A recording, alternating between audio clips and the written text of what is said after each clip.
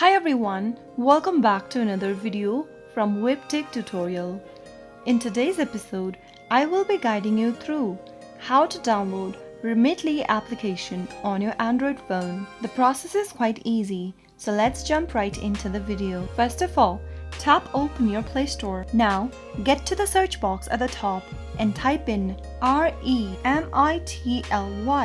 and search. Look for the application that looks like this and then tap on the install button to download the app. Remitly is a mobile application that allows you to send money internationally to friends and family.